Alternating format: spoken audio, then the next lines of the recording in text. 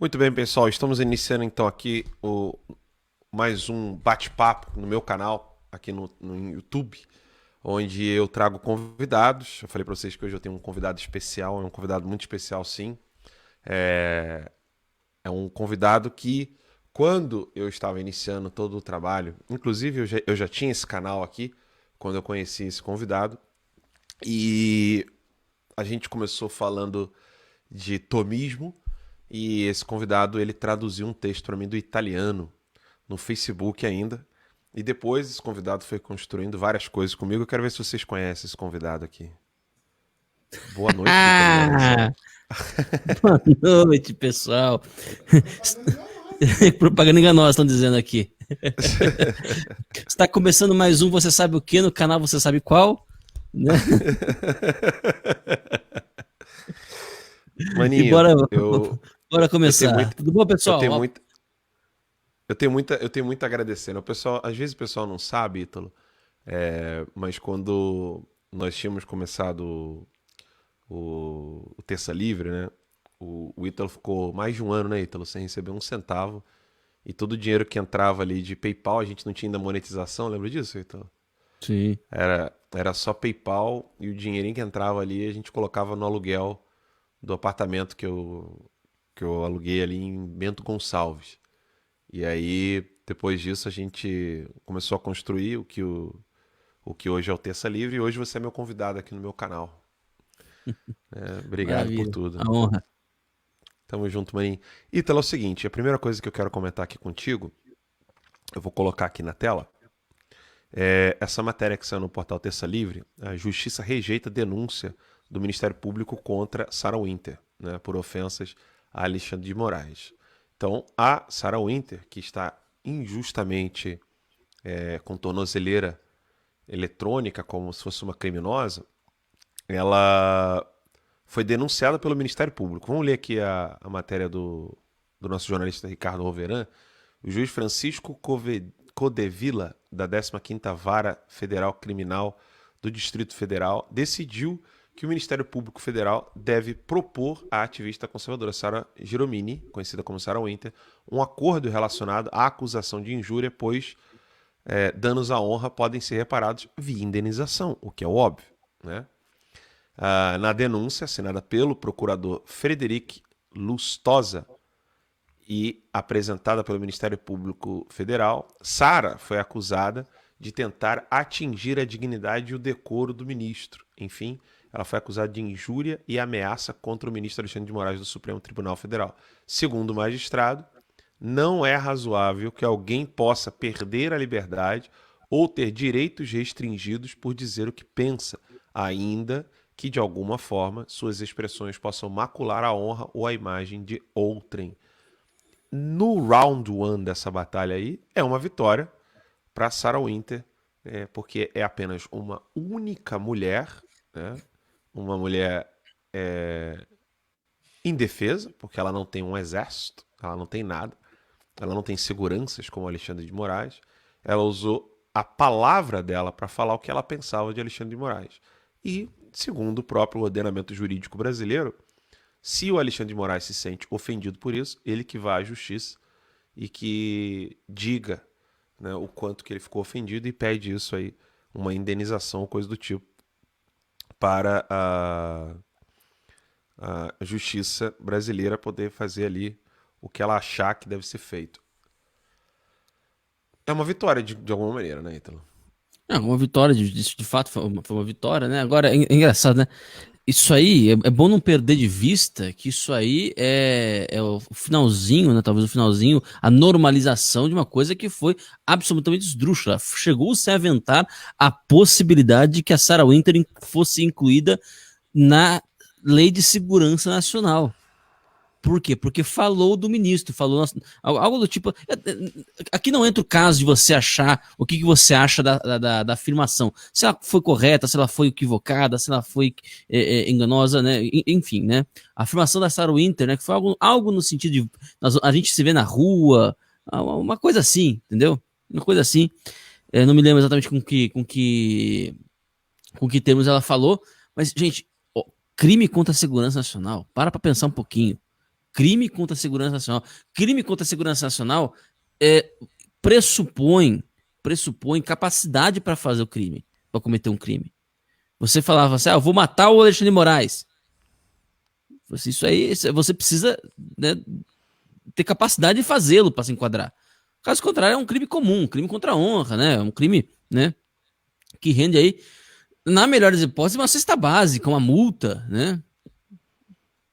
Mas não, a Sarah Winter ficou meses presa, acho que chegou a dar um ano, né? Em prisão domiciliar, sem poder trabalhar para o seu sustento, né? Sem nada, sem poder ver o filho pequeno, por causa do Alexandre de Moraes, porque falou ali uma coisa que desagradou o Alexandre de Moraes. Gente, isso aí que maluquice, né? Que maluquice. Isso aí é coisa de doente. Fazer uma coisa dessa com a Sarah Winter. Então é uma vitória, de fato, né? Eu espero que depois depois de todo esse vendaval, a coisa esteja normalizando, começando a normalizar. Rezemos, né? Rezemos para isso. E o mais incrível de tudo isso, né, pra gente poder analisar aqui, é o que você falou, né, da possibilidade de poder fazer alguma coisa, né, e o início de uma normalização, né, porque, de fato, o que a gente tem aí com a Sarah Winter é uma das maiores injustiças já feitas nesse país, na história recente do Brasil. Você vê uma mãe, uma mulher, que simplesmente, indignada, abriu a boca e falou. Quantas mulheres já não falaram indignadas usando a tribuna? Quantas pessoas já indignadas já não usaram o Palácio do Planalto, usaram seus cargos, usaram suas posições políticas, o seu local ali na sociedade, na sua rádio? Quantas pessoas já não abriram a boca para falar alguma coisa indignado com alguém? Esse é o único crime da Sarah Winter. Nada mais. Ficar indignado. Quantas vezes eu não fiquei indignado? Quantas vezes... E o pior, Alan, o pior é que por decisão, né? A gente pode, você está usando exemplos de pessoas, de particulares, né? O que acontece entre particulares. Por decisão do próprio Alexandre de Moraes, que subiu a tribuna, que pegou o microfone e deu uma aula, inclusive, o Alexandre de Moraes disse: olha, você que está na vida pública, você que está no poder público, você que está em algum cargo de exposição, você tem que ter o couro mais duro do que o restante. Não falando dos sistemas, evidente, mas é essa a questão. Você tem que aguentar mais. Então não cabe àquele que é público o mesmo tipo de reparação do que aquele que é privado. Uma pessoa privada pode até dizer assim, olha, no meu íntimo, né, eu não sou uma pessoa pública, eu não estou acostumado a ser exposto, não estou acostumado a ser criticado, né? Então uma crítica pública feita a mim, dependendo do tom, pode me afetar no meu íntimo, né? Agora, uma pessoa que se propõe a ser pública não pode falar isso. Não pode dizer que uma pessoa vou dar um exemplo mais simples, né? Mais prático, né? Uma pessoa normal, uma pessoa que não é pública, não, se for chamado de ladrão, né? Ele pode pedir reparação. Agora, um político, ele não pode xingar, ele não pode processar todo mundo que fala que ele é ladrão. Ele não pode fazer isso. Por quê? Porque a crítica à sua idoneidade, inclusive, faz parte do próprio processo político. Colocar em dúvida a idoneidade do outro é elemento do processo político, né? Então, se ele não quer isso, ele que fica em casa. Palavras do Alexandre de Moraes. Quem não quer isso, que fica em casa. Isso foi o Alexandre de Moraes que falou. Né? Agora o Alexandre de Moraes resolveu dar uma de FHC, né? Esqueça o que eu falei, esqueça o que eu escrevi. Só se for. O pior, o Alexandre de Moraes entende o que tá falando. É isso que é pior. O Alexandre de Moraes entende por que ele tá falando merda. Por isso que ele tá fazendo. Por isso que o que ele tá fazendo é antijurídico. Não é que nem o Barroso. Barroso eu ainda admito que possa acreditar no que tá fazendo. Né? O Barroso ele ainda tem. Esse aí tem merda na cabeça, né? Congênita mesmo, né? Nasceu com isso. Né? O Alexandre de Moraes, não. Você pega os manuais de direito constitucional dele, são excelentes. O cara simplesmente, né? Não aplica nada do que ele escreveu. Ou, que é também uma probabilidade, né? Ou alguém escreveu para ele, né? Ou alguém escreveu Manuais. pra ele. Pois é. Eu queria ser julgado pelo Ghostwriter do Alexandre Moraes. Agora, Ítalo, na ciência política tem um aspecto que eu acho que as pessoas não levam em consideração. Ah, mas a Sarah Winter tá revoltada, tá criticando o Bolsonaro, etc. Ela meio que virou a casaca. E o pessoal não entende que em questões políticas e, sobretudo, jurídicas, não importa se essa pessoa está concordando comigo ou não. Eu, por exemplo, nem sigo o Oswaldo Eustáquio nas redes sociais. Mas eu tenho uma preocupação por ele. Todo dia eu peço a Deus para que cesse o sofrimento dele e da esposa. Eu não quero saber se para solucionar o problema dele eu preciso concordar ou não. E aí, Ítalo, aí vem aquele vício brasileiro, né? Concordar, discordar. Né? Ninguém quer analisar, porra. Infelizmente, é sempre isso. É sempre o grupo, ou é o Corinthians ou é o Palmeiras. Entendeu? Não tem. Vamos analisar o futebol? As regras do futebol? Não, depende. Você torce Palmeiras ou pro Corinthians? Não tem a análise da coisa em si. O tempo todo fica aquela mesquinharia de ficar lado A, lado B, você concorda ou discorda, aquela coisa binária, e ninguém consegue avaliar. Pode uma mãe, como a Sarah Winter, pode um pai de família, como o Oswaldo Eustáquio, ficarem nessa situação em que estão, no ordenamento, segundo o ordenamento jurídico brasileiro? Essa é a grande pergunta. E o que pode ser feito para que isso modifique imediatamente? Porque é inadmissível que uma mãe como a Sarah Winter fique na situação que ela está. A discussão se eu concordo ou não com ela, se você concorda ou não com ela, é uma discussão totalmente alheia ao que está sendo tratado. E aí voltamos, Ítalo, aquele problema do quid, né, da filosofia. A primeira coisa que se pergunta, do que nós estamos falando? Nós estamos falando de uma violação à Constituição brasileira e a todo o ordenamento jurídico. E é difícil colocar isso, às vezes, na boca. Veja, eu não estou falando dos cosplays de símios, né?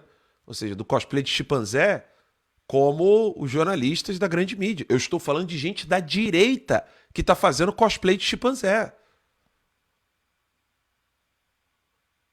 Não importa se a Sarah Winter tem a posição política X ou Y, ela é mãe de família, ela não pode ficar nessa situação.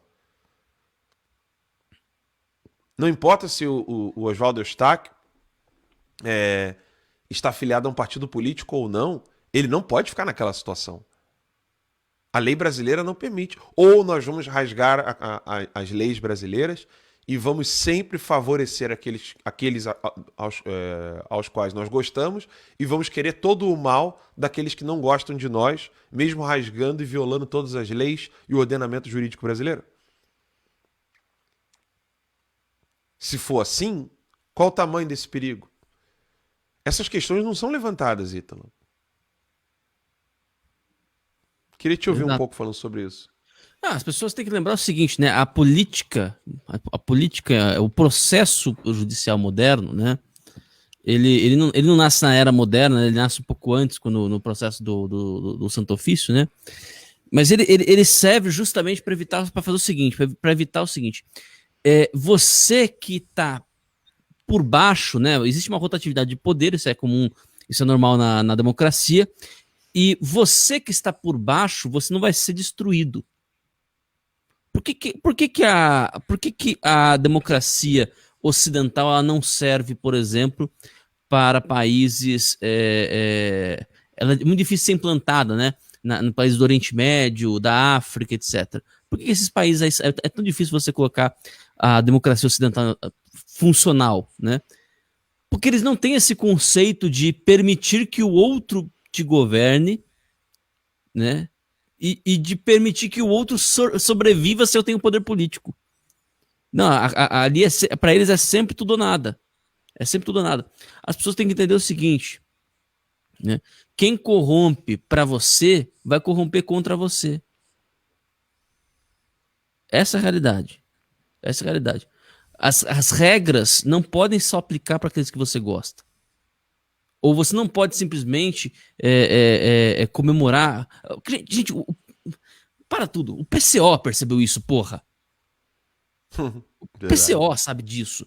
O PCO fala assim: se a gente colaborar com a perseguição da extrema-direita, daqui a pouco a esquerda vai pro saco também. Pô, se o PCO sabe que a hora dele vai chegar, meu filho, a tua vem antes da dele. Você acha que você tá onde na fila? Onde você acha que nessa fila aí você tá? Acha que você tá depois do PCO? Que eles vão acabar com o PCO primeiro, depois pegar você? Não. Então, o PCO nos defendeu, né? Você viu, Alan? Eu vi, várias vezes. Pô, várias vezes. Várias vezes. Porque eles entendem isso. Eles entendem isso. Em política você não pode trabalhar só não. Você não pode trabalhar com torcida. Porque se você tiver torcida, nubla o seu juízo. E se você nublar o seu juízo, você não sabe o que está acontecendo. Então não adianta você, eu não gosto da Sarah Winter. Foda-se.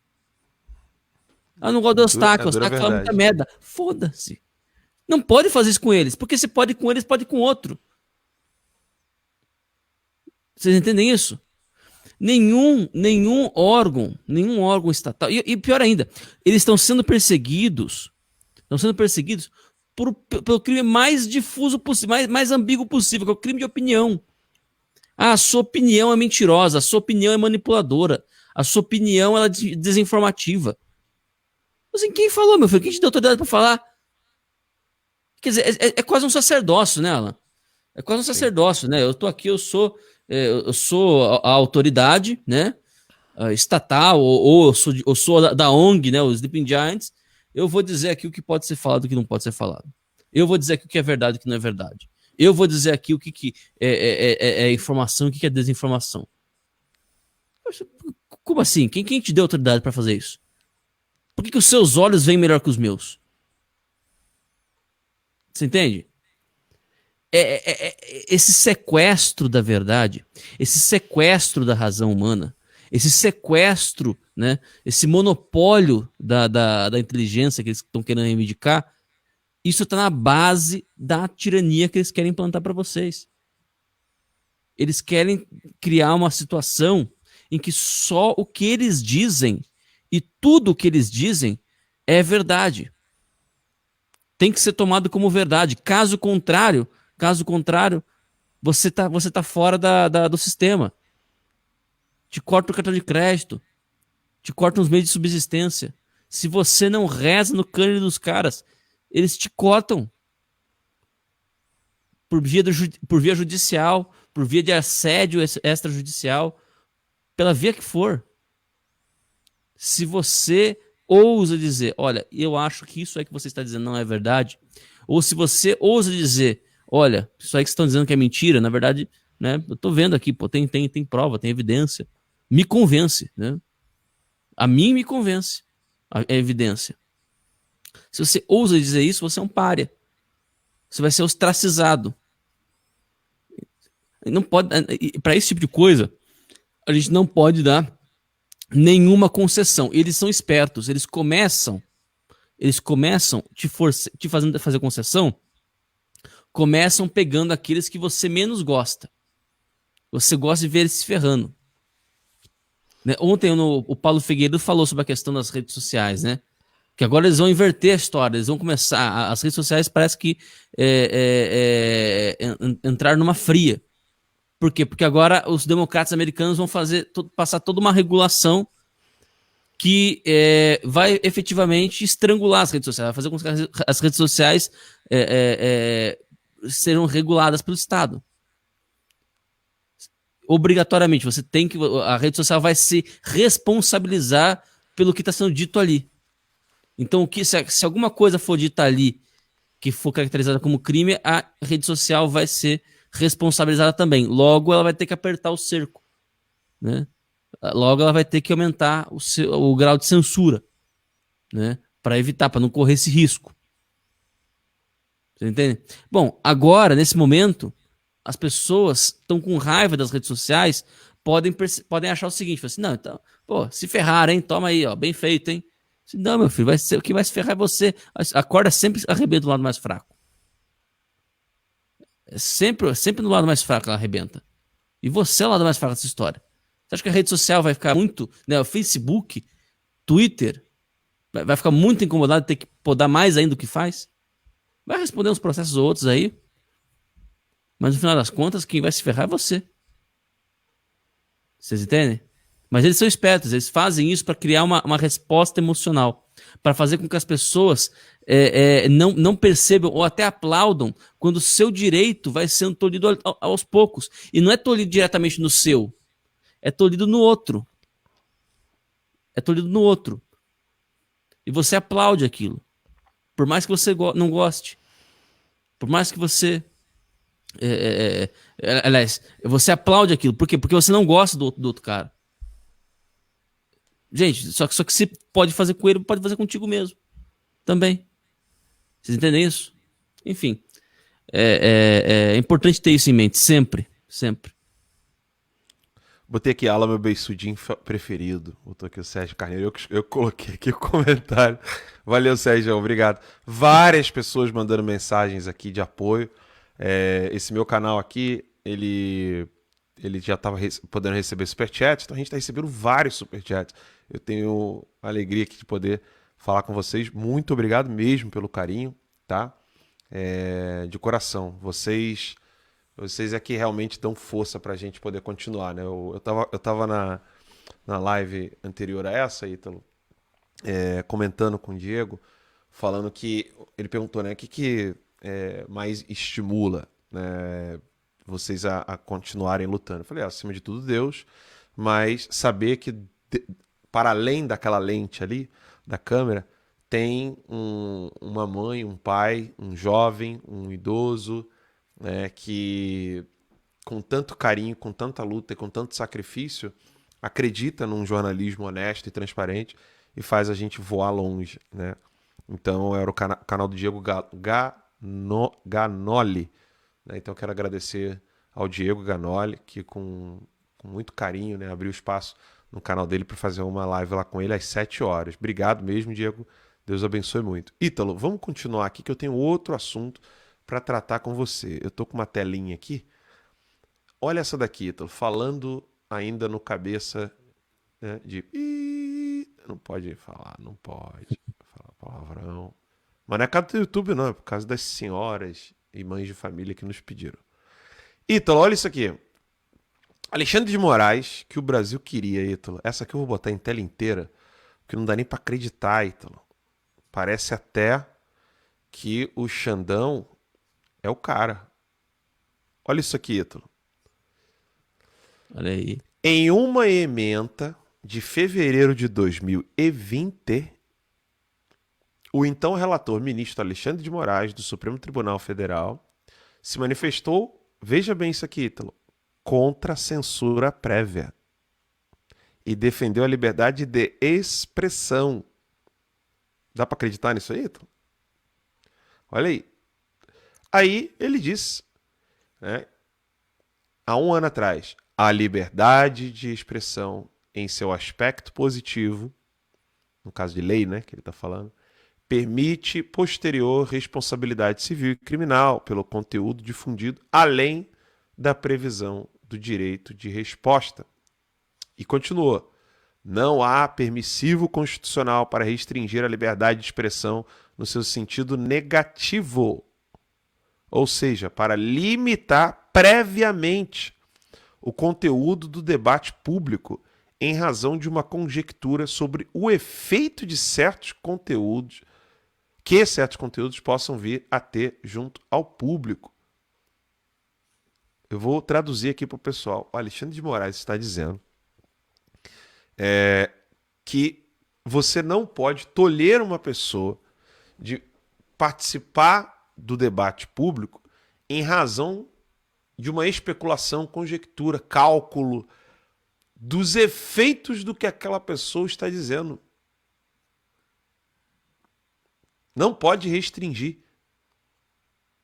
Ou seja, não há permissão constitucional, né, permissivo constitucional,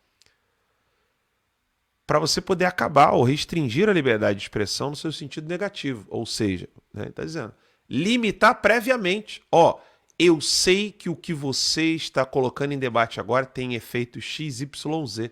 Então você não pode falar. Ele está dizendo que a Constituição não permite isso. Está aqui o texto e logo após isso, em questão de alguns meses, sem muita explicação, parece ter mudado de ideia. Aquele indivíduo que se comprometera com a liberdade de expressão e a Constituição simplesmente deu lugar a outro que mandou prender Oswaldo Eustáquio. Sim, aquele que foi censurado previamente em todas as redes sociais, que não pode dar entrevistas e que está numa cadeira de rodas graças à prisão que jamais mereceu. O Brasil não é para principiantes, escreveu Ricardo Roveran lá no portal Terça Livre. Ítalo, estamos diante de um caso clássico aqui de um psicopata, Ítalo, que não acredita naquilo que escreve, não tem sentimentos. Como é que é? Ele não tem. Ele não tem absolutamente nenhum tipo de problema de viver uma mentira existencial. Defendeu a liberdade de expressão, né? Tem grandes julgados a respeito disso, tem defesas, e simplesmente agora ela jogou no lixo, né? Quem consegue fazer isso de maneira muito articulada é um psicopata. Eu não consigo imaginar outra definição, outro diagnóstico pro caso do Alexandre de Moraes. É um psicopata, um sujeito. E veja bem, eu não tô usando aqui a palavra psicopata como xingamento. Sim, como um palavrão, né? Como palavrão. Você é um psicopata, não é isso. Você tá brabo, aí chamou ele de psicopata. Tô bravo e chamou de psicopata, não. Estou dizendo que eu tô fazendo aqui, tô usando o termo técnico, tá? Eu tô dizendo que eu acredito sinceramente, né? Pelo que estou vendo até o momento, pelo que vi até o momento, eu acredito sinceramente que o Alexandre de Moraes, ele é uma pessoa que não é dotada de consciência moral. Ele não entende o que é consciência moral. Tem um teste que fizeram uns anos atrás para ver o movimento neurológico do psicopata, Alan. Quando uma pessoa... Que é o seguinte, vamos supor, né? Eu sento, né, diante de você, Alan, e começo a narrar para você uma coisa triste que aconteceu comigo.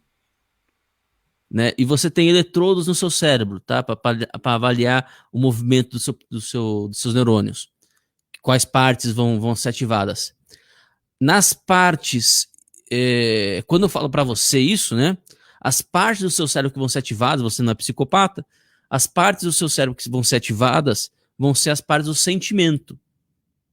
Porque existe, e são as partes do sentimento que são paralelas às partes do meu sentimento. E é isso que os antigos chamavam de compaixão. Né? Engraçado que os antigos, sem conhecer neurologia, né, a fundo, já entendiam que compaixão é o sujeito sofrer paixão, né? Pode ser chamado de sofrimento, né? Sofrer junto. Então, quando eu descrevo um sofrimento meu para alguém normal, alguém normal, né? Alguém que não é psicopata, né? Esta pessoa ativa no cérebro dela as mesmas áreas que eu tô ativando aqui, como se ela estivesse sentindo o que eu tô sentindo, mesmo o acontecido tendo ocorrido comigo e não com ela. Tá claro isso, né? Agora, como é que é um psicopata? Como é que é um psicopata? Um psicopata, ao ouvir uma outra pessoa descrevendo algo triste que passou com ela vai ativar no cérebro dela as partes referentes à linguagem. As partes referentes à linguagem. O que isso significa? Significa que a pessoa ela não sente. Ela conhece o sentimento. Ela acessa a definição dicionaresca do sentimento. Mas ela não está sentindo o que você está sentindo. Ela simplesmente não se importa. Esse é um psicopata. Esse é um psicopata. Ele olha pro sentimento do outro, pro sofrimento do outro, e não se compadece. E não tem compaixão. Ou seja, ele não consegue se vislumbrar na situação do outro. Ao ver o outro sofrendo. Ele não consegue se colocar, né, na condição do outro. eu tenho, sinceramente, sérias desconfianças de que o ministro ele é um psicopata na definição clínica, clássica, né, do termo. Não como xingamento, mas na definição técnica do termo psicopata. Tá mudo, Alan. Tá mudo. Agora voltou, né? Agora Eu voltou. tenho uma, Isso. eu tenho uma outra notícia aqui que eu fico lembrando dos liberais, né? Que quando estavam fazendo campanha para o Amoedo, falaram que o Bolsonaro seria um presidente que não faria nada em prol do mercado, que não sei o quê, que o Bolsonaro ia arrebentar com tudo. Olha isso aqui, Etano. Autonomia do Banco Central. Aprovado na Vou Câmara botar, aí. vou botar a tela inteira aqui, pessoal. Ah, não. Tirei a tela inteira. Vou voltar aqui. Olha isso aqui, Etano. Autonomia aprovada no Banco Central. Você tem que engolir sapo no Congresso para você conseguir essas coisas aqui, né? O Bolsonaro engoliu bastante sapo. Vou ler aqui a matéria do Breno Galgani, jornalista do Terça Livre, que vocês pagam para trabalhar. Isso é muita alegria nossa, cara.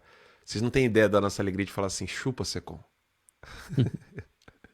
E tá aqui, nesta quarta-feira, o texto base do projeto de lei 19 de 2019, que concede a chamada autonomia do Banco Central, foi aprovado pela Câmara dos Deputados.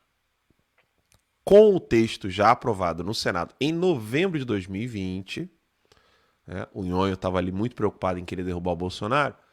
Caso não sofra alterações, o texto já aprovado na Câmara segue para a sanção do presidente Jair Messias Bolsonaro. A autonomia do Banco Central já vem sendo supostamente defendido por políticos desde 2010. Então a galera tá querendo ali desde 2010, Ítalo. Passou aí só 11 anos, né? O Congresso trabalha bem, né, cara? Pô, com uma eficiência, né? Rapaz, é o tempo Quando das a, pedras, né? quando a então candidata à presidência Dilma Rousseff defendeu a autonomia do Banco Central na sua campanha presidencial. Parece outro século, né? É. Em 2014, Dilma muda o discurso, quem diria, e diz que não acha necessária a autonomia do Banco Central. Nas eleições de 2018, o candidato petista à presidência da República, ali tá Pedro, né? Tem que mudar, né? O nome dele não é Pedro, né? O Haddad também defendeu a autonomia, mas nem chegou a ser eleito. Atualmente, o presidente Bolsonaro, durante seu mandato presidencial, levou adiante a proposta de autonomia do Banco Central, que se encaminha para entrar em vigor. Entrando em vigor, a principal mudança então vamos lá, em relação aos mandatos do presidente e dos diretores do Banco Central, que ficarão em seus cargos por 4 anos, não coincidentes com o mandato do presidente da República, fazendo assim, né, com que o Estado trabalhe independente dos modelos do partido político que está no poder, né, ou do político em si. Assim, entrando em vigor, mandatos deverão sempre começar no dia 1º, dia útil do 3º ano de cada governo.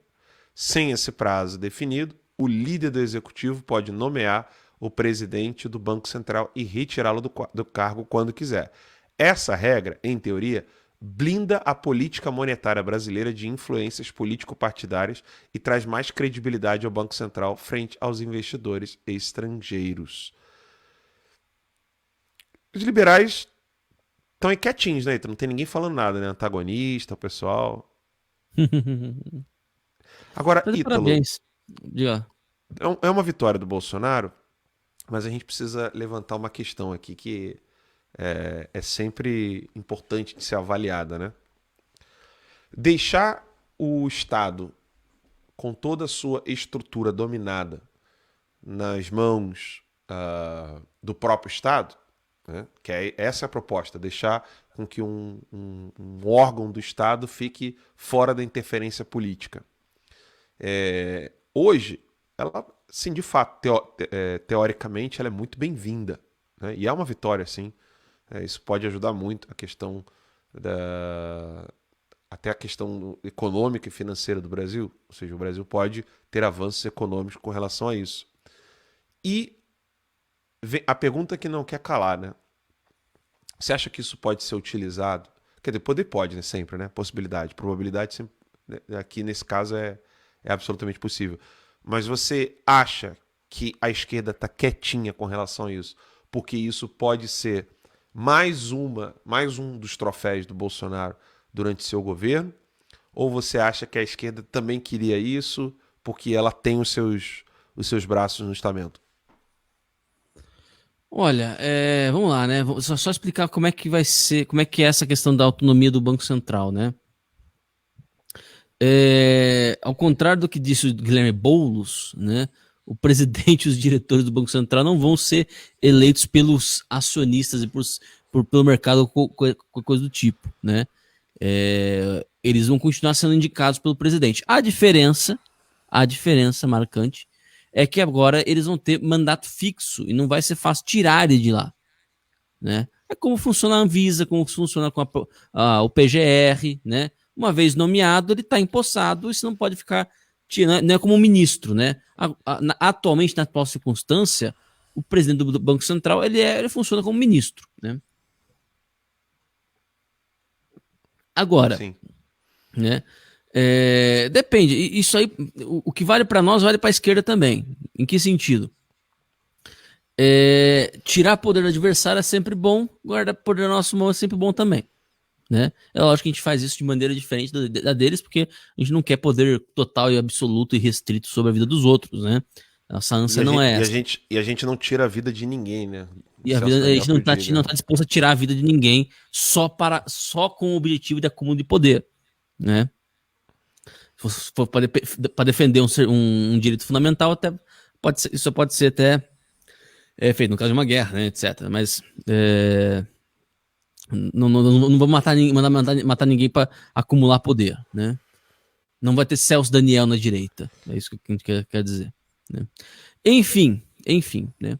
Resumidamente, eu acredito sim que a direita, a esquerda pode usar isso aí como pode usar qualquer coisa, né? Colocando pessoas aparelhando, né, o Banco Central com quadros, apresentando, né, ao presidente Jair Bolsonaro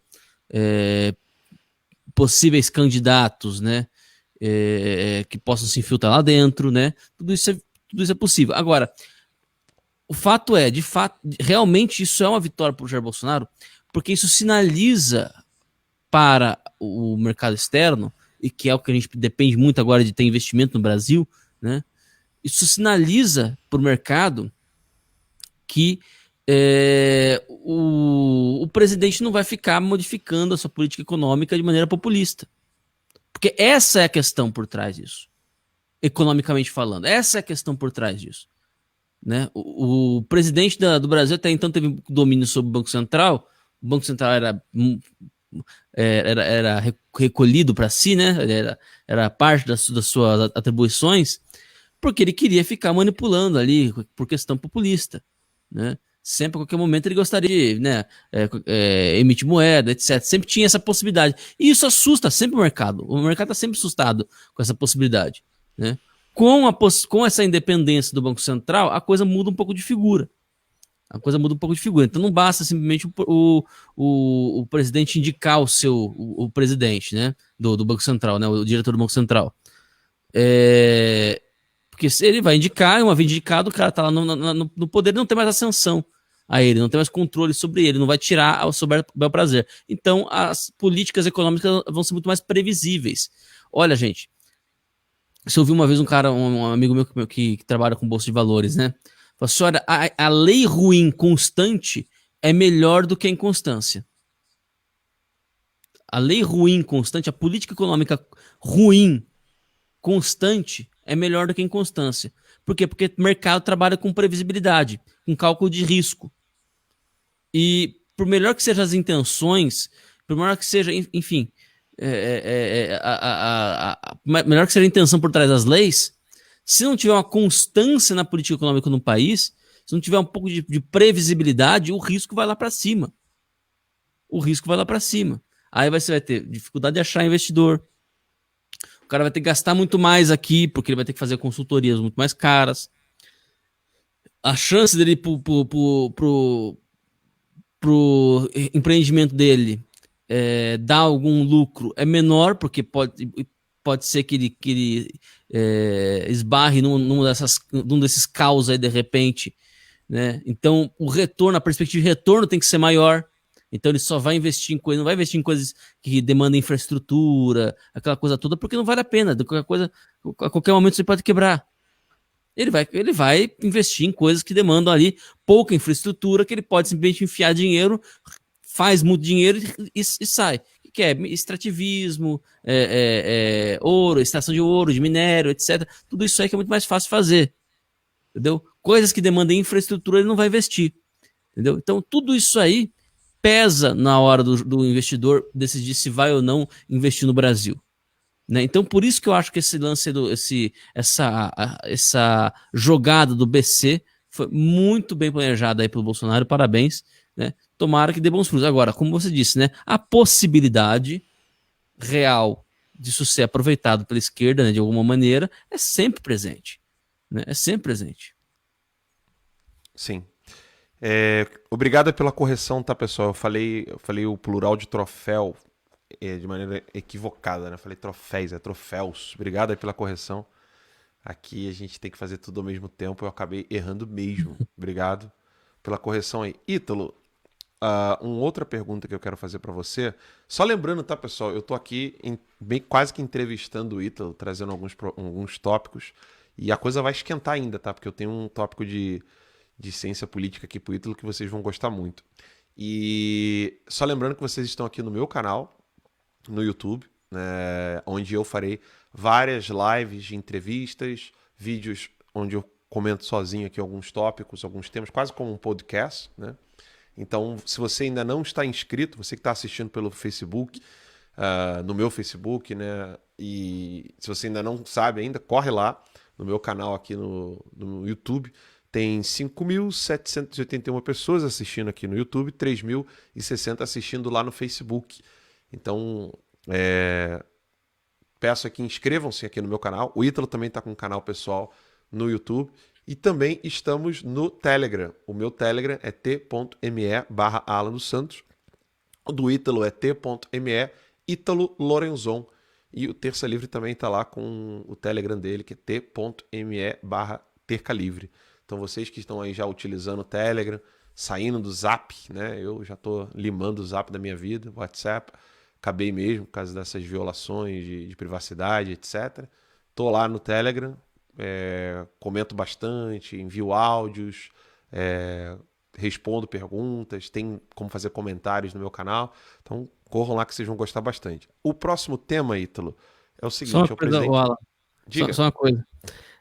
Há alguns minutos atrás, né, há exatamente 3 minutos atrás, o Sleeping Giants fez uma postagem no Twitter pedindo para que o YouTube Brasil também exclua esse canal aqui o seu canal pessoal do YouTube. Pode excluir, vai lá. Vai à A gente vontade. faz à vontade, filhão. Muito É por bem. isso, né? Diga. Pode falar. Não, você ia falar, é por isso? É por isso que a gente pede, né? Não, só queria falar do Terça Vez juntos, né? Que acho que A é gente vai falar daqui a pouquinho. Manda ver. Deixa eu só comentar sobre essa matéria aqui, porque ela é bem interessante, né? O presidente Bolsonaro falando que alguns países se aproveitam politicamente de problemas na Amazônia. O presidente Bolsonaro comentou sobre isso aqui. Eu estou aqui lendo a matéria do Breno, onde ele diz: na última terça-feira, o presidente da República, Jair Messias Bolsonaro, afirmou que quando ocorre algum problema na Amazônia, ou seja, ele tá reconhecendo, né, que acontecem problemas, a maioria dos países entende, perdão, mas alguns tentam se aproveitar politicamente da situação. O comentário do presidente se deu no lançamento do programa Adote um Parque. A primeira empresa a aderir ao programa Adote um Parque, uma iniciativa do Ministério do Meio Ambiente, foi o Carrefour, a empresa francesa que se comprometeu a investir 4 milhões por ano, que é uma mixaria para eles, né, em uma área de conservação de Rondônia. Quando acontece algum problema, a grande maioria dos países entende isso, mas uma minoria usa politicamente, disse o presidente. O presidente disse ainda que, embora existam problemas, o Brasil é a nação que mais preserva o meio ambiente. Falou então o presidente Bolsonaro no lançamento desse programa, né? Adote um Parque. Então está aqui o presidente denunciando o uso dessa narrativa política, né, para poder estar sempre falando ali contra o trabalho que ele faz. Ítalo, eu estava revendo, né, uma aula do professor Olavo de Carvalho, onde ele dizia que você só pode fazer probabilística e comparações com aquilo que acontece na realidade. Você não pode fazer uma comparação probabilística com aquilo que não existe na realidade. Aí na época ele estava ali dando o exemplo das mortes, né? Ele falou da iatrogenia. Iatrogenia, para quem não sabe, tem muito médico, muita gente da área da saúde que odeia essa definição, mas é a real. Iatrogenia é morte por erro médico. Ponto final. Tem gente que não gosta. Não, não é erro médico, Alan, não é erro médico. É erro médico, né? Então, a iatrogenia é o termo utilizado para erro médico. Nos Estados Unidos, né, é a terceira maior causa de morte. E no mundo não está muito longe disso. Mas eu não quero falar aqui da questão de saúde. Você não tem como fazer a probabilística de casos hipotéticos com casos reais. Então, por exemplo, vamos comparar o presidente Bolsonaro. Ele é um bom presidente ou um mau presidente? E aí você vai ter aqueles que vão pensar o seguinte: o Bolsonaro, em comparação ao que eu penso como presidência da República de modo imaginativo, figurativo, especulativo, não real, né, porque não está ali na realidade, ele não é bom porque ele não fez isso.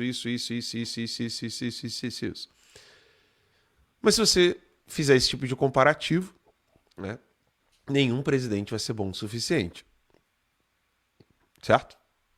Agora, quando você faz um comparativo do presidente Bolsonaro com qualquer outro presidente do mundo, você pode apontar erros, né, como análise, falar: o Bolsonaro precisa atuar com relação às redes sociais, o Bolsonaro precisa atuar com relação a isso, o Bolsonaro precisa atuar com relação àquilo, que se não acontece XYZ, né, que mais ou menos é o que a gente já comentou aqui, o que aconteceu com o Donald Trump. Agora, esse vício, Ítalo, de querer comparar o presidente Bolsonaro, presente na esquerda, presente no pessoal do Moro, Bolsonaro não combate a corrupção. Mas, peraí, é o primeiro presidente que a gente tem das últimas décadas que não roubou um lápis ou não esteve envolvido com um escândalo de corrupção. E aí o Moro diz que ele não está combatendo a corrupção. Então o Moro, ao falar assim, não, o Bolsonaro não tem uma agenda de combate à corrupção, o Moro está falando isso em comparação a alguma coisa. E qual é a comparação do Moro? Lula? Dilma? Temer? FHC? Fernando Collor de Mello? Sarney? Qual é o comparativo do Moro? Ou o Moro está querendo falar do avô do Paulo Figueiredo?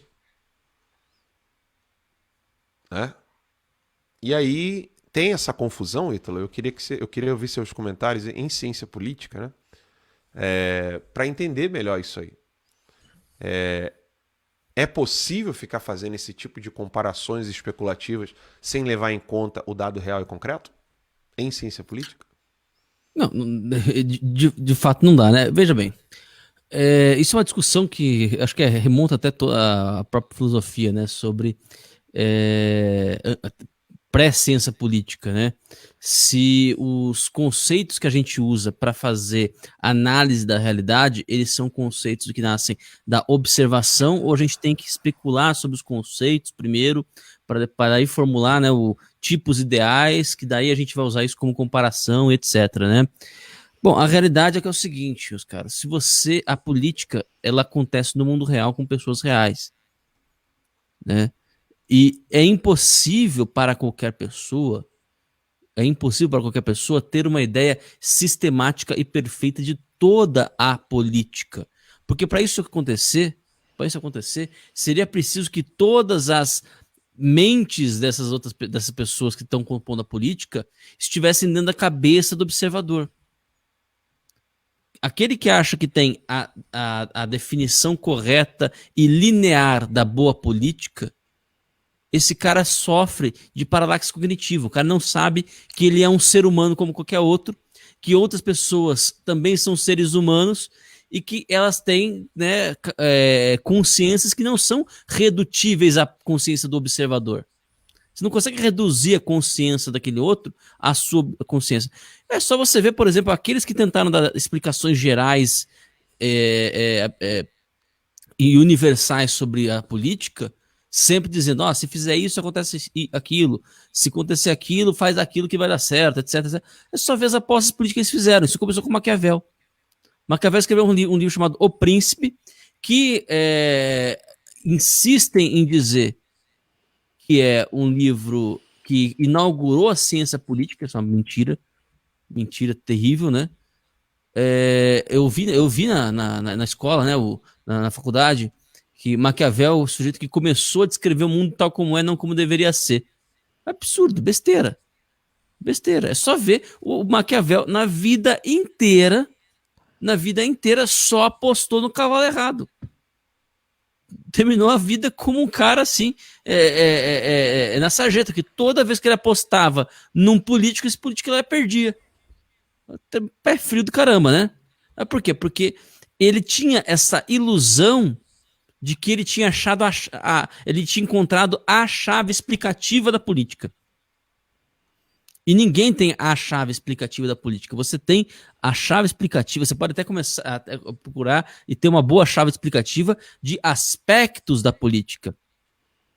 De aspectos da política. Então você vai entender, por exemplo, a política, a democracia, por exemplo, né? Robert Dahl, se você quiser procurar, Robert D-A-H-L, Dahl, né? Política como poliarquia. Ele é um sujeito que viu a democracia como poliarquia, né? Ele viu a democracia e falou assim, olha, a democracia não é mais do que um arranjo de várias forças que em si mesmas não são democráticas, né? E que compartilham o poder de maneira mais ou menos previsível.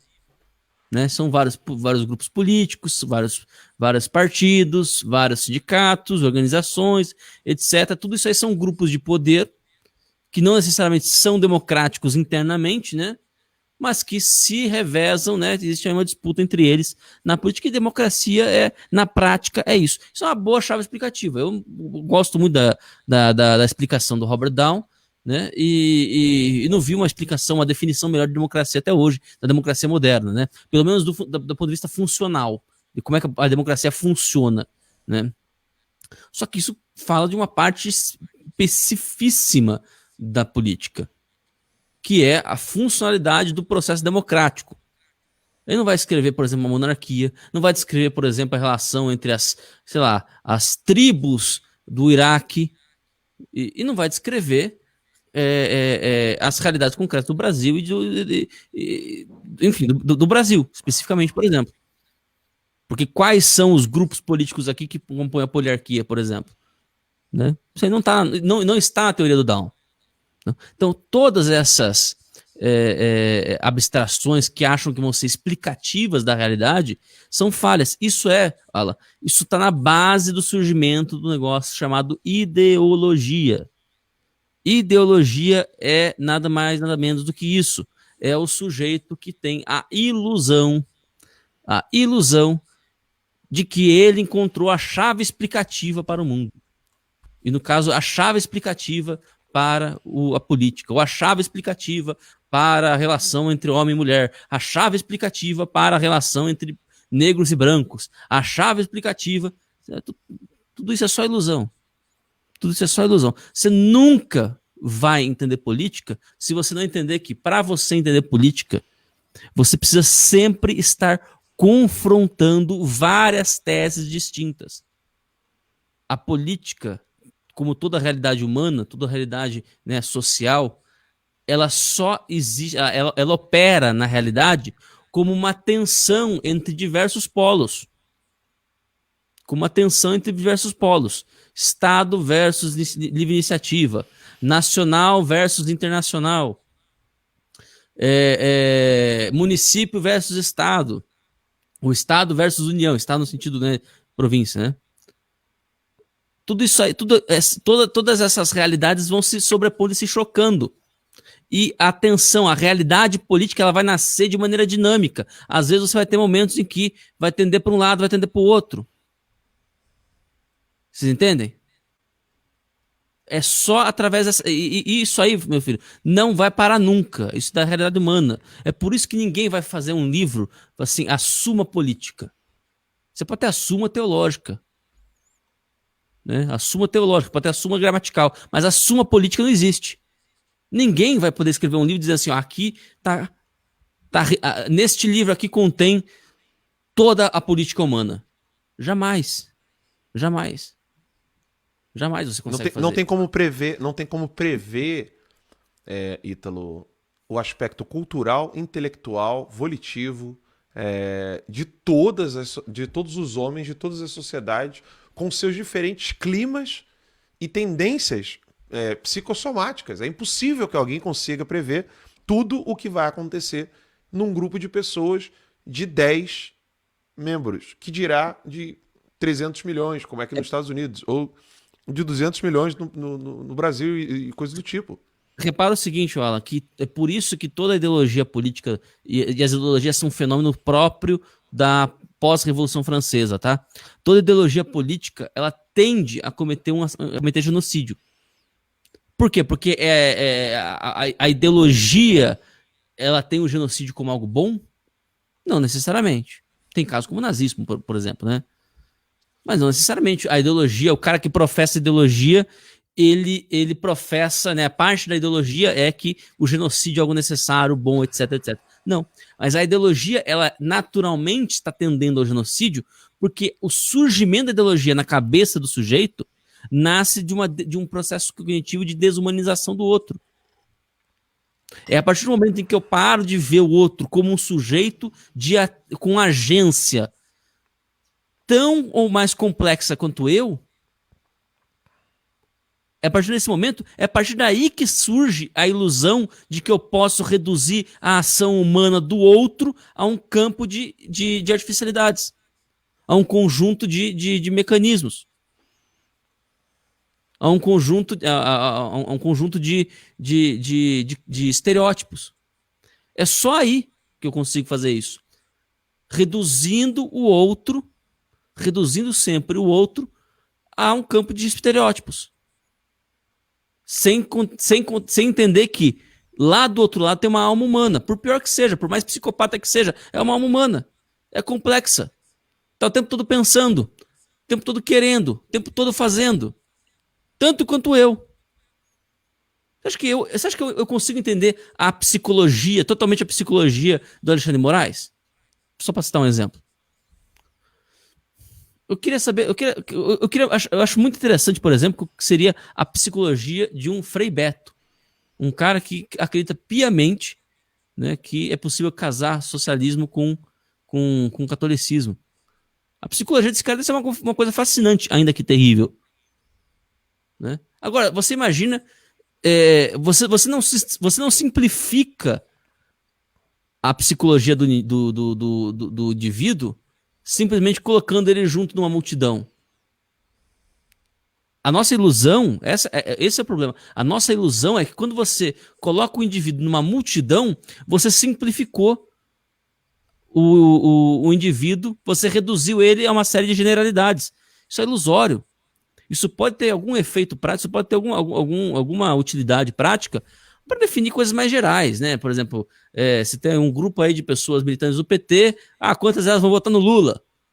Né? Aí você pode deduzir que você não precisa consultar uma a uma para entender que a maioria vai votar no Lula porque é uma coisa que é geral aqui nesse campo aqui, né? De pessoas militantes do PT.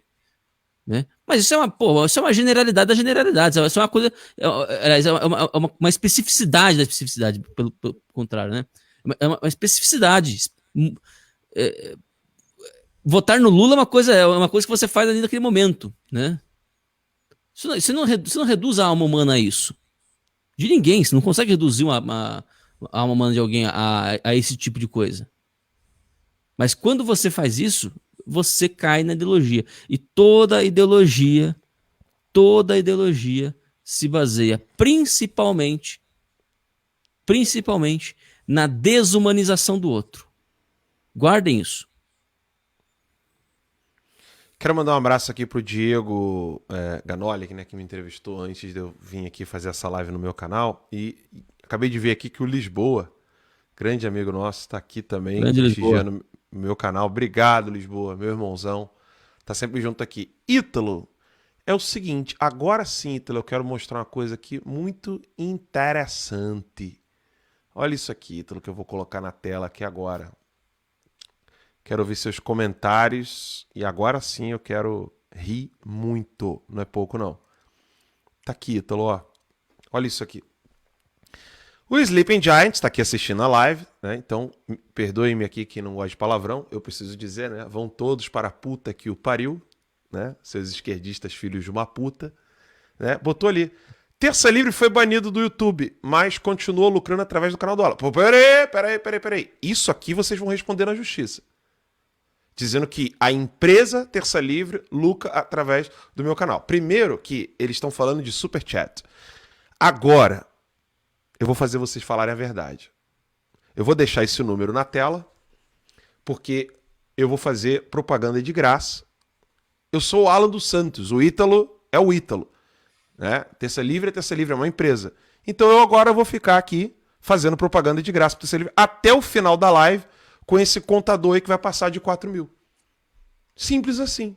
Vocês falaram que o Terça Livre fica lucrando com a live no meu canal? Então agora vai ficar ali o número de assinaturas recuperadas, que até agora são 3.873, e vai ficar ali, tercalivrejuntos.com.br, vai ficar ali o nosso contador e vai ficar subindo até o final. Eu não termino essa live aqui hoje, né? O Ítalo vai descansar. Eu não vou terminar essa live aqui hoje enquanto eu não passar de 4 mil. Simples assim. Quer comentar um pouquinho sobre o Terça Livre Juntos, Ítalo? Você que é meu convidado aqui hoje. Vamos lá. Né? Mas o contador vai ficar na tela. Vai ficar aqui. Perfeito. Tá ali, ó. Isso aí. Vamos lá. O que acontece? Por que nós criamos o Terça Livre Juntos, né, pessoal? Porque o pessoal assustou muito com essa questão do YouTube, né? O fato do YouTube ter cancelado o Terça Livre. Mas isso nem de longe foi o maior golpe que nós sofremos. O maior golpe que a gente sofreu foi do Pagar.me, que era nosso operador de cartão de crédito há 3 anos. Há 3 anos era nosso operador de cartão de crédito. Compunha ali, né, quase 80% da nossa renda, da receita do Terça Livre. E por conta do assédio sofrido por Sleeping Giants e Companhia Limitada, resolveu cortar o nosso serviço. Bom, ao cortar o nosso serviço, o que ele fez? Ele disse o seguinte, para você que está assistindo, você que está querendo assistir o Terça Livre, você que quer participar, que quer ter acesso ao Terça Livre Cursos, né, ao Terça Livre Escola, ao Terça Livre Academia, ao Terça Livre Premium, que consiste na revista e no diário, né? E as Masterclass que nós estamos fazendo. Inclusive, tem uma notícia para vocês, o que vai ser a Masterclass agora no sábado, depois da live minha com o Alan, né? Que nós temos uma live especial também para vocês, né? Você não pode fazer isso. Você não é competente para fazer isso. Você não é uma pessoa adulta o suficiente para decidir aonde você vai gastar o seu dinheiro. Mais um. Chegou mais um ali. Vai falando. Então deixe que eu decido por você. É isso que eles estão dizendo pra gente. Deixe que eu decida por você. Você não pode gastar o dinheiro com isso. Você não pode assinar isso. Vocês têm noção de quanto isso é ofensivo? Que 2 moleques do Sleeping Giants achem que sabem mais do que você? Aquela linguagenzinha entojada dos dois. Vocês têm noção disso? Então é isso que a gente fez. A gente fez esse pacotão que é para tentar recuperar a nossa base de assinantes. Todo mundo que era assinante não é mais. Deixar isso claro. Todo mundo que era assinante não é mais. Tem que refazer a assinatura. Ah, mas eu já paguei o anual. O seu crédito vai ser Chegou descontado. mais uma. Pois Chegou é. mais uma. Eu não saio daqui com antes de 4 mil. Vocês vão dormir, descansar, eu vou ficar ao vivo aqui. O seu crédito vai ser descontado. O problema é que, o pessoal, enfim. É isso. É isso. Chegou mais um aí, ó. Só para o pessoal entender, essa campanha que o Ítalo está comentando ali, que o Terça Livre está fazendo, ela é uma campanha de sobrevivência, tá? Porque uma vez que a gente perdeu todas as assinaturas, nós perdemos, de fato, a nossa fonte de dinheiro. Bem, disseram que o Eduardo Bolsonaro financiava o Terça Livre. Disseram que o Carlos Bolsonaro financiava o Terça Livre. Depois disseram que o Carlos Bolsonaro, Flávio Eduardo financiava o Terça Livre. Depois o Fábio Weingarten da Secom. Depois falaram que a Secom financiava o Terça Livre. Depois falaram que o Terça Livre vivia de dinheiro de sei lá do que. Eles inventaram, todo dia inventaram uma coisa nova. Aí o Alexandre de Moraes quebrou o sigilo da conta bancária e não encontrou nada. Quando eles descobriram do que realmente o Terça Livre vive, que é isso aqui, é a assinatura que vocês estão vendo aqui, é a assinatura dos nossos produtos, não é Superchat, a assinatura dos produtos, foi aí que eles começaram a assediar e falar para as empresas. Como é que eles fizeram isso com as empresas? Mandando notificação extrajudicial fake. Está lá no portal Terça Livre. Matéria do Max Cardoso. Foi comentado no boletim da manhã. Mandando notificação extrajudicial fake para a empresa. A empresa ficava com medo ali. Ó, o Sleeping Giants está aqui mandando notificação extrajudicial. É extrajudicial do quê? Qual crime? Como eles não tinham como provar, então eles tinham que fazer o quê? Eles tinham que tirar as nossas assinaturas. E aí tá subindo ali. Uma hora chega a 4 mil recuperados. Hoje vai bater 4 mil. Diga. Só lembrando que aqueles que assinarem até sexta-feira vão receber no sábado 2 coisas. Antes eram só, agora são 2 coisas. Primeiro, uma live exclusiva comigo e com você, né? Comigo e com o Alan dos Santos, onde nós vamos responder perguntas.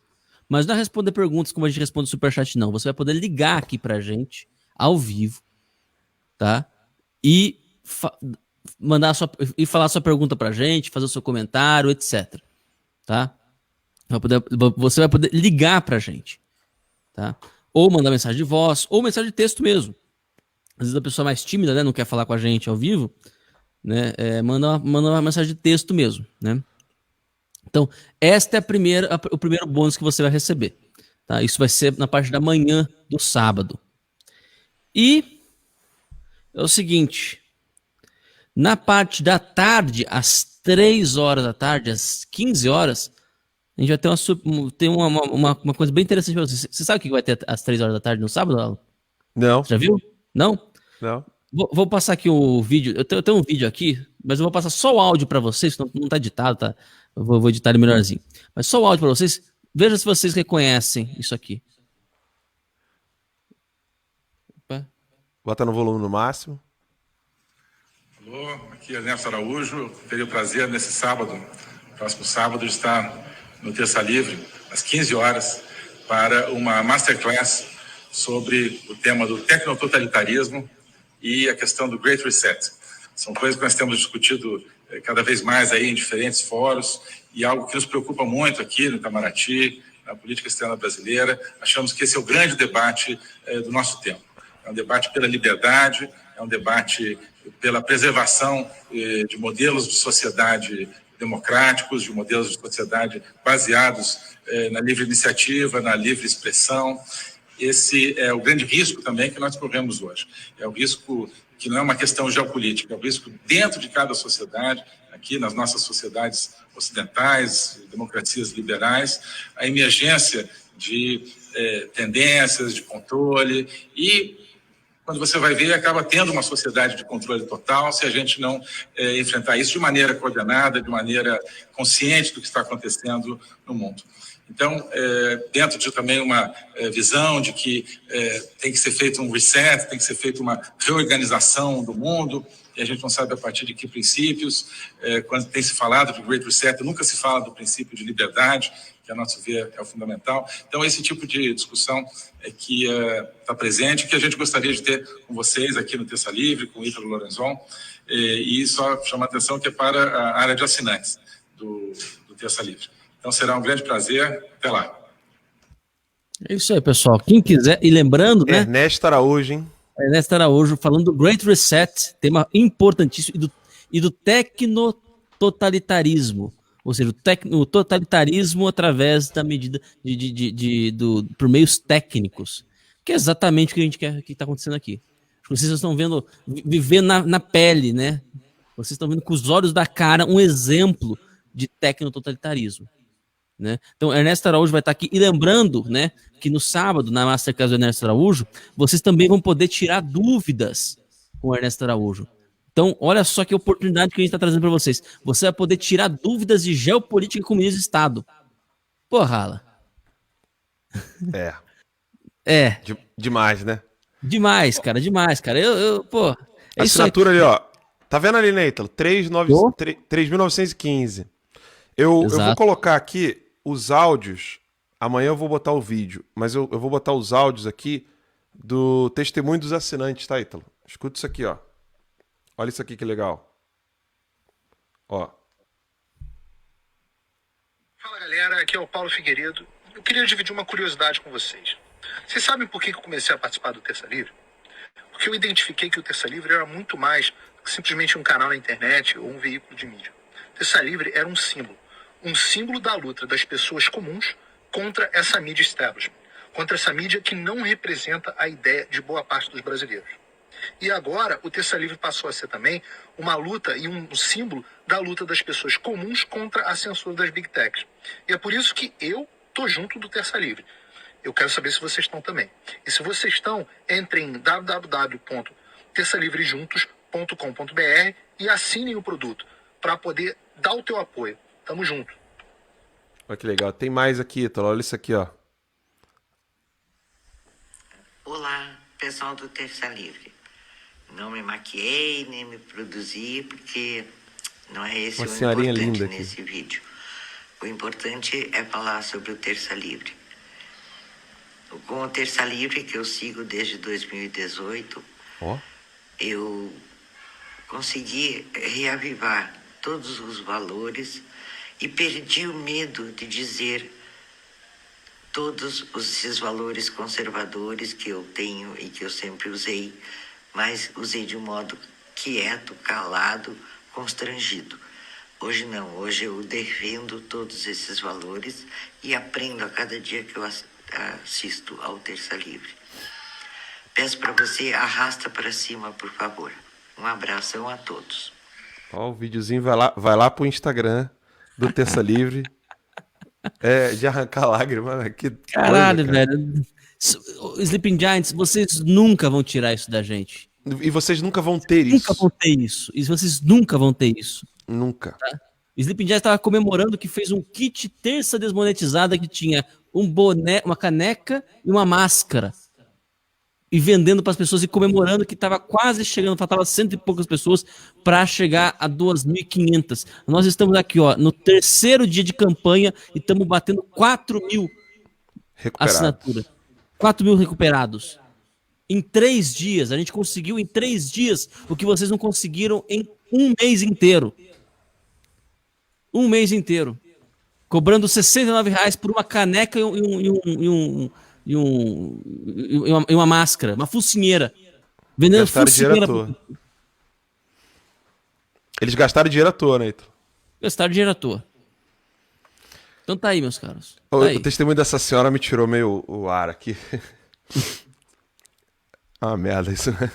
Mas vou tentar segurar a pauta aqui e deixar o contador ali na tela até a gente bater 4.000. Ítalo, você é meu convidado aqui hoje no meu canal e uma das coisas que você comenta, eu já não sei mais o que fazer para você escrever isso.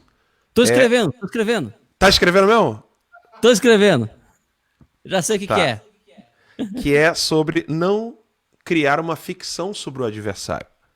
Ou seja, eles pensam, né, que isso eu ouvi da boca de infiltrados, né, do lado negro da força, de que o Alan dos Santos tá com o Steve Bannon e que não sei quem e não sei o que lá, e lidera todo mundo na internet para poder destilar ódio na internet usando todo mundo. Aí a gente percebe a força que tem o Lisboa, a gente quase não se fala, o Lisboa é testemunha disso. Lisboa, Fernando Melo, Te Atualizei, Bárbara, né, do Te Atualizei, o Mauro Fagundes, o Daniel Lopes, vai falando o nome aí, o Alan Frutuoso, o Brasil Sem Medo, vai lembrando aí, Ítalo, os nomes, pelo menos do YouTube.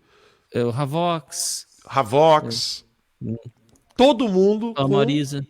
Paula Marisa, todo mundo, né, tô faltando vários nomes aqui, todos eles com as suas análises, as suas perspectivas, dá para ver claramente que não pensam iguais, todos, né, tem discordância e tal, e toda vez que um precisa do outro, estende a mão, vai lá, corre atrás, ajuda. E eles acham que existe um quartel-general onde tudo é decidido e tudo é estabelecido, etc. Mas só que essa ficção da cabeça deles também pode acontecer do nosso lado. Ou seja, imaginar que o adversário ele tem noção clara, precisa, de todas as etapas do processo para o sucesso e o êxito que ele deseja. Ou seja, destruir a sociedade ocidental, acabar com os valores da família, etc, etc. E eles não contam que às vezes haja intriga entre eles, né? Normalmente o que pode acontecer com a gente, né? Não contar que haja intriga entre eles e que não pode haver divisão ali. Ou seja, acaba ficcionando o adversário, criando uma ficção, né? Pensando que o adversário ele sabe todos os passos de tudo que acontece de todas as maneiras. Ítalo, por que não cair nessa cilada? Vamos lá, né? Bom, primeiro, vou dar uma boa notícia de primeira mão para vocês, tá? O meu livro, Imaginação e Política, já está sendo escrito. Até que enfim, aleluia. Aleluia, Senhor. Pois é. Até a previsão de lançamento é no máximo 2028. Mas enfim,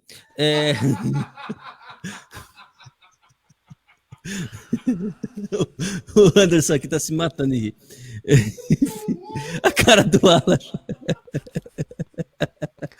Ó, a Bruna Lima colocou aqui no Twitter, casalzinho não sabe a diferença entre CNPJ e CPF.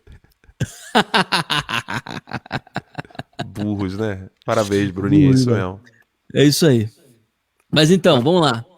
Bom, não, meu livro sai antes disso, tá? Sai, se Deus quiser, ainda nesse semestre, né? Meu primeiro livro sai antes disso. Mas vamos lá, por que não ficcionar o seu inimigo? Porque o seu inimigo, é óbvio, a resposta é simples. Porque o seu inimigo é um ser humano. Porque o Xi Jinping é um ser humano, ele não é um super-homem. Né? Porque acontece o seguinte, as pessoas, elas estão tão acostumadas a obras de ficção, e isso cai muito, eu vou tratar desse assunto no livro também, isso cai muito naquilo que o Hugo von Hofmannsthal dizia, né? Não existe nada que existe na política de um país que primeiro não esteja na sua literatura. E aqui literatura a gente pode entender de modo um pouco mais amplo, né? A literatura inclui também todas as obras narrativas, né? Incluindo os filmes, as novelas, etc. Né? A gente está tão acostumado a ver filmes em que o inimigo ele tem poderes sobre-humanos de controle sobre cada um dos seus agentes, né? Em que o timing das coisas acontece de maneira tão calculadinho, né? Dizendo assim, pô, o cara tem controle sobre coisas, sobre o imponderável, né?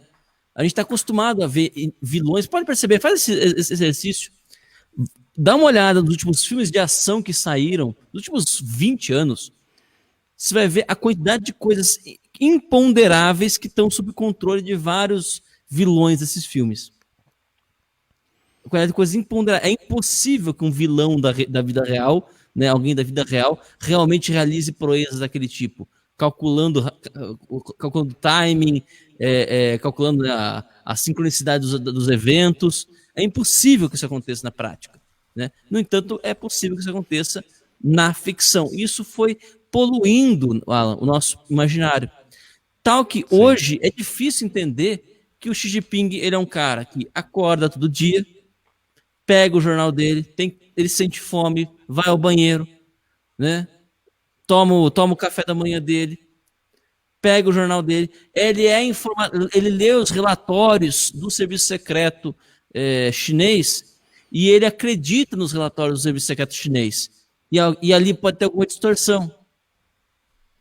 Alguém do serviço secreto chinês pode ter incorrido em algum equívoco. Alguém pode estar traindo ele só de facção que possa derrubar o Xi Jinping. Tem 12 na China. Isso aí, Alan, cai um pouco naquilo que a gente está falando um pouco mais cedo sobre a questão da ideologia. Às vezes a gente reduz também o indivíduo, a outra alma humana, outra pessoa humana que está ali atrás, né, que está ali do outro lado, a gente reduz ele na ideologia do medo. Nosso medo faz com que a gente engrandeça os poderes dele. E eles sabem disso, né?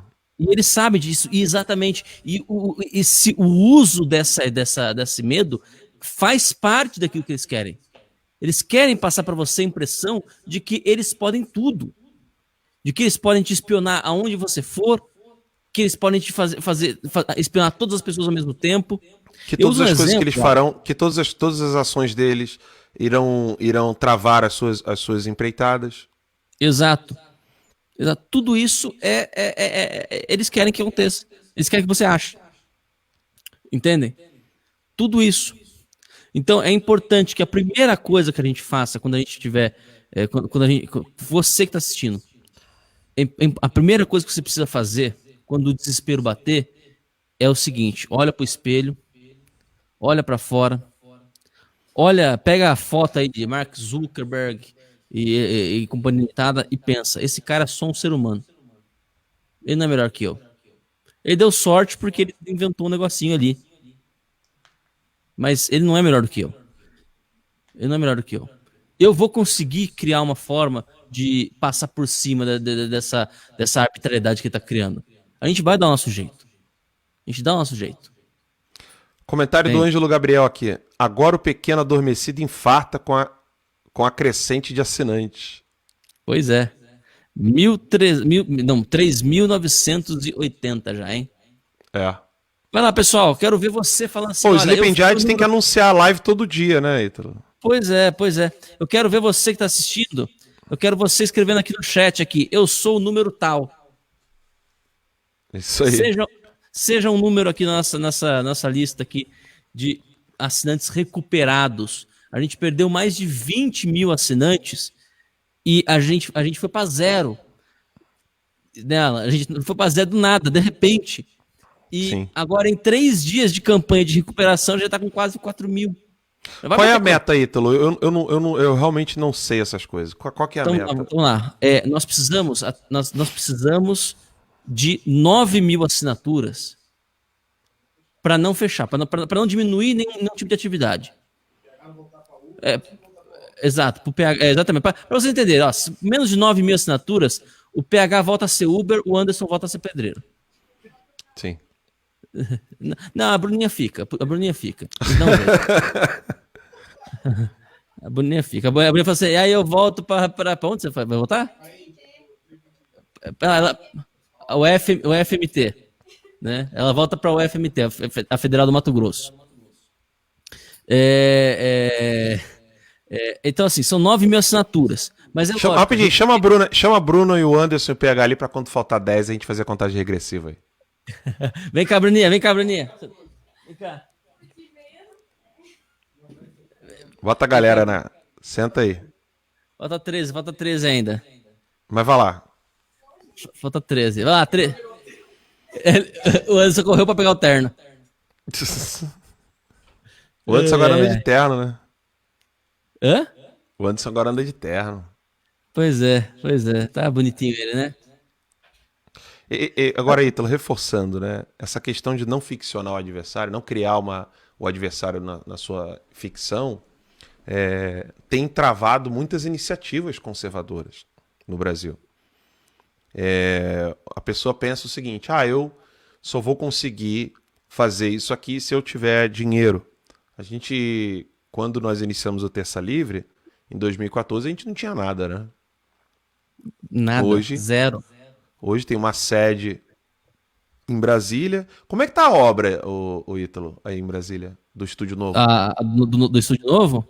É. Deu uma atrasadinha, né? Sim, claro. Né? 10. 10. Vamos lá. Cadê a Bruna? Pessoal? 9. Vem cá. Senta aí, Bruna. Não, tem que aparecer na câmera, não é sentar pra não aparecer. Cadê o Anderson? Cadê o pessoal? 9.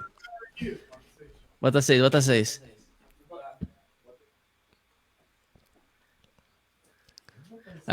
Tá ligado. Tem que ligar 6. Já botar a câmera total. 6. Aí, ó. Aí. Deixa eu pegar aqui. Pra aparecer também. 5. Vou pegar aqui, pessoal. Sleeping Giant, como vocês são idiotas. Obrigado, Sleeping Giants imbecis. Eles não entenderam ainda, né? 4. Vai, Anderson, porra. Vai. Aí, vamos pegar lá. 3. Fala aí. 3. Olha lá, Anderson.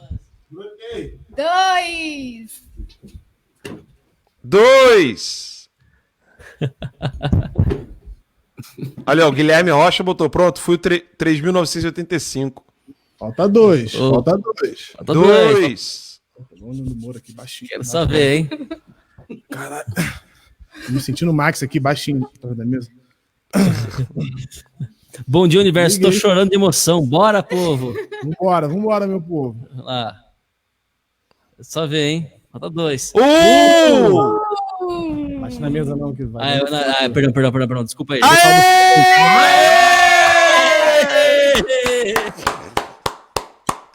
Chupa, Sleeping Giants. Chora mais, Sleeping Giants. Deixa eu botar vocês na tela aí pro pessoal poder conhecer quem é quem aí. Vamos lá. Essa aqui, Bruna Lima, responsável pela nossa pauta, tá? PH, aqui de camisa amarela. Oi, pessoal. PH é o cara que cuida da câmera, do microfone. Pois é, quando a câmera dorme alguém aí, ele esquece, é o PH que esquece. Quando o Alan tá falando e a câmera tá no Ítalo, a culpa é dele, pessoal. É dele. E esse aqui que acabou de fazer exame de fezes. Tão bonitinho. Fala tu, primo. Fala tu.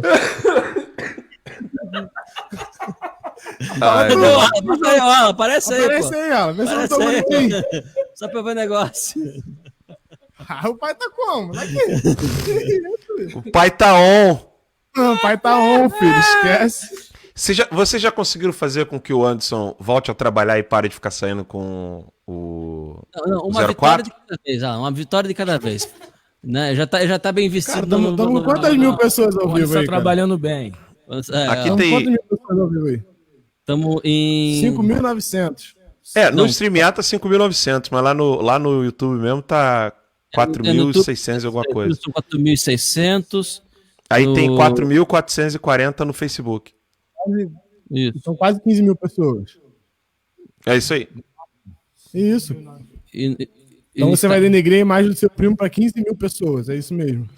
Não, jamais. Você e o 04 são pessoas maravilhosas, que eu amo muito. Que isso, cara, para com isso.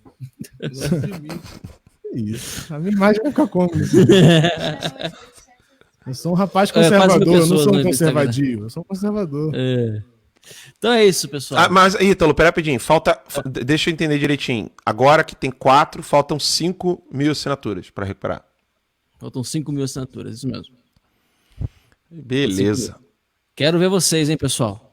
Quero ver vocês, hein. E olha que o Sleep Giants está desde ontem tentando 143 assinantes, hein, pro Terça Desmonetizada.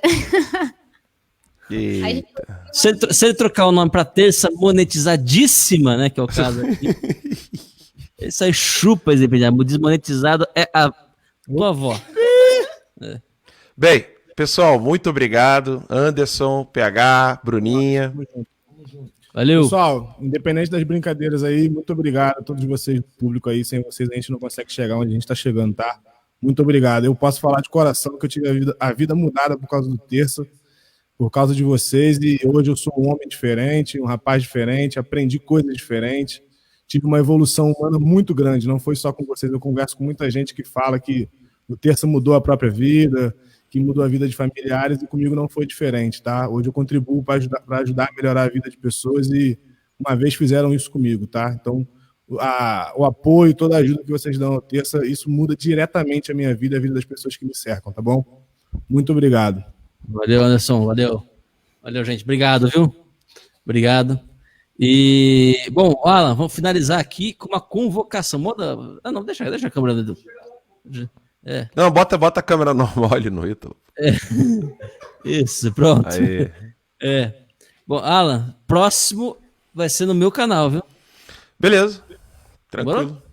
Tá ótimo. Então, pessoal, já corre lá, se inscreve também no Ítalo Lorenzon para os Ipindianos ficar com raiva em dobro. Já tá com raiva do canal do Alan, agora fica com raiva do canal do Ítalo também. E se achar ruim, a gente vai criar o canal do Anderson, vai criar o canal do PH, vai criar o canal da Bruna, entendeu? Vai criar o canal da Sansa. Tá todo mundo com o canal dessa merda aqui. Vai tomar no cu. Sansa Livre. É o canal Sansa Livre. E é de que achar ruim. Fechou, meu amigo? Fechou. Galera, muito obrigado. Obrigado a todos vocês que nos assistiram. Ítalo, obrigado pela participação aqui no meu canal, de coração. Pessoal, então eu aqui, né? Eu queria entrevistar o Ítalo. O Sleeping Giants acabou fazendo isso aí virar uma campanha louca aqui pelo contador que eu vou deixar aqui na tela para vocês. Vocês ultrapassaram. Deus os abençoe cada vez mais. Né? Obrigado, Ítalo, e toda a galera lá de Brasília que ajudou aqui nessa entrevista que eu fiz com o Ítalo Lorenzon.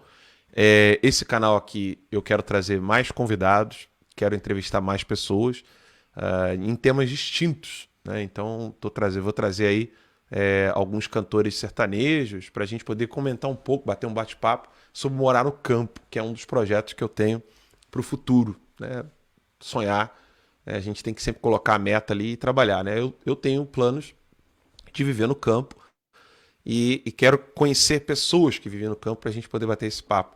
É um tema que eu tenho pesquisado bastante, inclusive no YouTube, né? Procurando pessoas que vivem em fazendas ou chácaras e vivem do que produzem lá. É um tema que eu gosto muito. Aqui no meu canal eu quero tratar desse tema várias vezes, não apenas uma. Então Zezé Camargo já até topou aí a gente poder fazer um bate-papo sobre isso. Encontro vocês aqui no meu canal para vários outros assuntos. A gente vai ficando por aqui e até a próxima, se Deus quiser, galera. Valeu. Um abraço, beijão. Fui.